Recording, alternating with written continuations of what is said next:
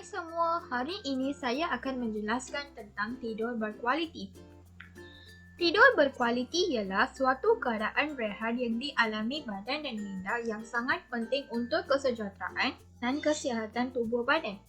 Sebahagian besar individu memerlukan antara 7 hingga 8 jam waktu yang tidur berkualiti.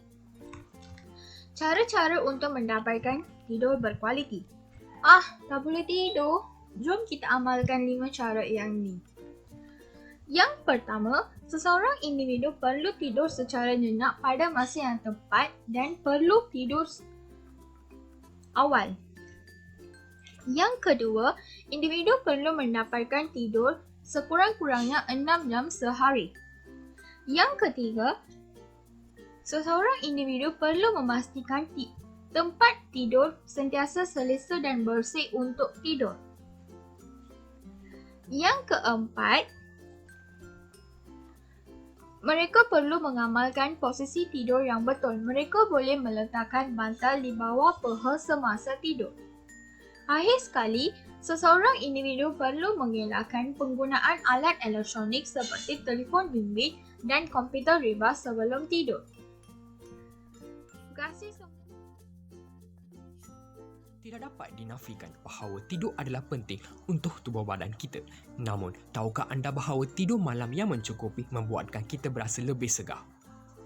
Elemen itu termasuk aspek keselesahan, suhu, bunyi, kualiti udara dan pencahayaan. Jika anda mahu mencipta suasana tenang di bilik tidur anda, semuanya bergantung kepada pemilihan bantal dan tilam yang tepat untuk menyokong posisi tidur anda.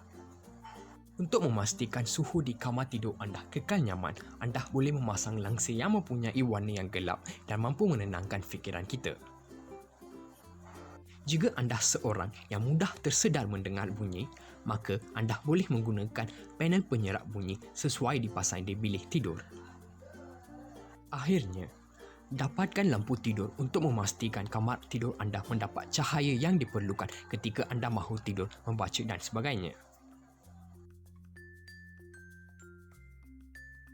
Kitaran tidur terbahagi kepada dua fasa, iaitu fasa REM (Rapid Eye Movement) dan juga fasa non-REM (Non-Rapid Eye Movement).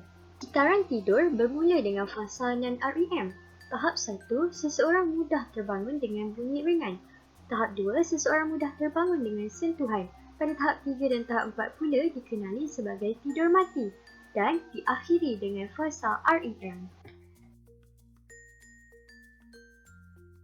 Jam biologi ialah mekanisme yang menyelaraskan fisiologi tubuh kita, termasuklah proses tidur dan terjaga. Tahukah anda bahawa kitaran tidur kita dikawal oleh hormon melatonin? Mengikut aturan normal jam biologi, sekitar jam 8 pagi hingga 12.30 hari, pengeluaran melatonin terhenti, menyebabkan kita berasa segar dan tidak mengantuk. Dan sekitar jam 8 malam hingga 6 pagi, pengeluaran melatonin bermula menyebabkan kita rasa mengantuk. Dan yang terakhir, carta saranan tempoh tidur bermula dengan bayi baru lahir sehingga warga emas 64 tahun dan ke atas.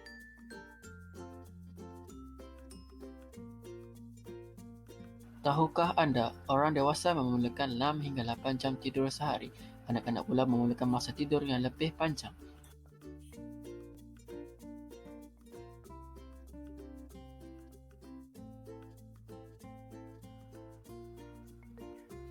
Penumbuhan dan pemulihan tisu. Ketika tidur, otak kita menghasilkan hormon yang menggalakkan pertumbuhan dan penjenaan semula tisu untuk memperbaiki pembuluh darah.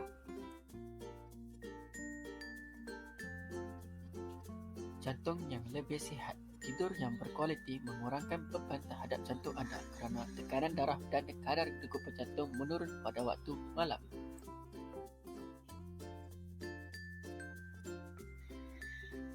Memori dan konsentrasi. Kajian menunjukkan bahawa ketika kita tidur, memori dan kemahiran yang dipelajari diperkuatkan dan ditambah baik dengan beralih ke kawasan otak yang lebih efisien dan kekal. Berat badan yang sihat. Kurang tidur boleh mengganggu keseimbangan hormon ghrelin dan leptin di dalam badan, di mana kedua-dua hormon ini boleh mengawal atau menambah selera makan yang berlebihan. Sekarang saya akan membincangkan mengenai kesan tidak cukup tidur. Salah satu kesan tidak cukup tidur adalah keletihan fizikal dan juga tekanan emosi. Seterusnya, berat badan kita juga mampu meningkat sekiranya kita tidak mendapat tidur yang mencukupi.